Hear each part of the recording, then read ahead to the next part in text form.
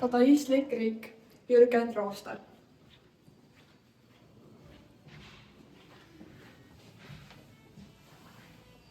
Kui ma olin noorem, ei mõistnud ma kunsti. See polnud võimalikki, sest ma kasvasin keset teda.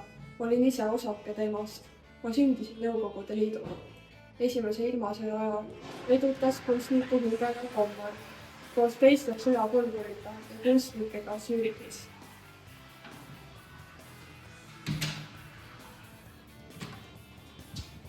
Sääl, kes kohvikud ja kabareesid.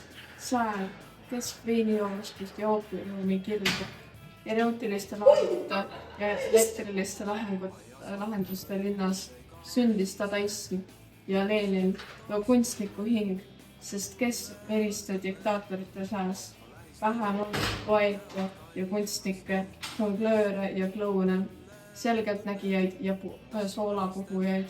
Sääl nägi Lenin Duchampi. Teate ju, Duchamp, dadaism, postmodernism, ready-made tees, Roosi Selaviste. Ta asetas näitusele pissuaari ja nimetas selle fontääniks, purskkaevuks. Ja Lenin vaatas ja nägi, et see hää oli. Midagi sellist, midagi nii ilusat, nii erilist ja võimsat. Tahtis teha temagi ja tegigi. Tegi terve riigi suuruse peldikupoti. Midagi mida meie, eestlased, vaatasime 20 aastat väljaspoolt.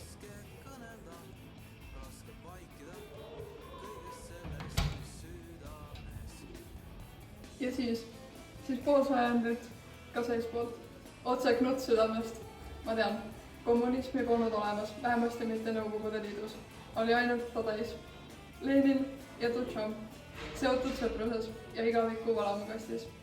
Too viiendiku planeedi suurune peldikupott. Mõjus fataalselt mu kunstimeelele.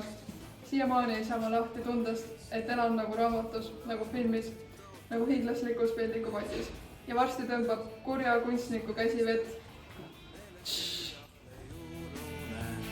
Et sul õhtud need Moskva lähistel meelest iiale juunune.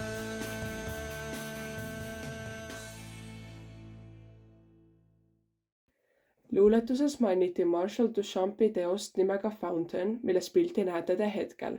Nii luuletus ise kui ka kunstiteos on oma loomuselt dadaistlikud, mis loob nende vahelise seose. Mõlemad on omaloomulised, huumoriga pooleks ning normaalsust eiravad. Muusikaline teos, mida oli kuulda eelnevalt, seostub aga luuletuse Nõukogude Liidu võimu kritiseeriva poolega. Punkstiilis lugudes esineb tihtipeale mässumeelsust, erinevaid varjatud poliitilisi kui ka selle riigi vastaseid sõnumeid ja veel ohtralt energiat ning kaootilisust. Jürgen Rooster sündis 31. juulil 1979. aastal. Ta õppis Tallinna Ülikoolis Eesti filoloogiat ja töötas ka hiljem õpetajana, ajakirjanikuna ning kultuuritoimetajana. Ta on tegutsenud ka erinevates kirjandusprojektides ning ka esinenud luuleõhtutel nii Eestil kui ka välismaal. Rooster debuteeris 1999. aastal luulekoguga Sonetid, mis pälvis rohkelt tähelepanu oma värske ja vahetu stiili tõttu. Tema loomingut iseloomustavad sotsiaalne tundlikkus, tugev rütmitunnetus, kohati provokatiivne ja mänguline keelekasutus ning argiteemade põimimine poeetilise maailmaga. Ta on kirjutanud ka lastele ning teinud ka koostööd muusikute ja kunstnikutega. Tema mõned tuntumad luulekogud on Sonetid, Higgsi boson, Ilusaks inimeseks ja Eesti luuletajad ei tee nii. Jürgen Rooster kuulub 21. sajandi Eesti luule olulisemate autorite hulka. Tema looming peegeldab tänapäeva ühiskonna probleeme, olgu selleks poliitika, majanduslikud raskused või inimeste igapäevased võitlused. Ta on ka üks neist autoritest, kes on toonud Eesti luulesse rohkem spoken wordi ja etenduslikkust. Luuletus on kirjutatud 2011. aastal, mil Eesti ühiskond erines oluliselt tänasest. Täpselt 20 aastat oli möödunud Nõukogude Liidu lagunemisest. Inimesed mäletasid veel neid aegu, kui Eesti ei olnud vabariik. 2008. kuni 2010. aastatel tabas Eestit majanduskriis, mis tekitas ühiskonda suurt rahulolematust.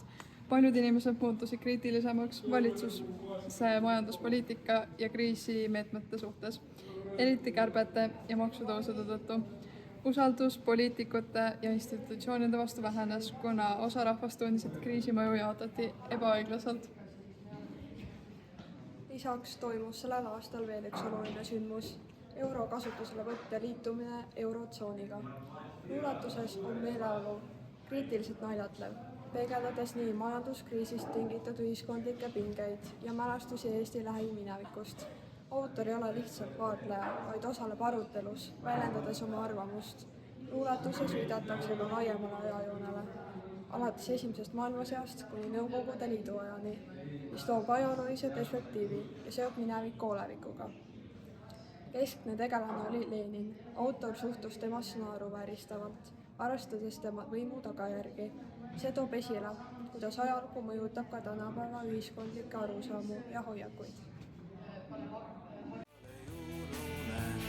Et sul õhtud need Moskva lähistel meelest iiale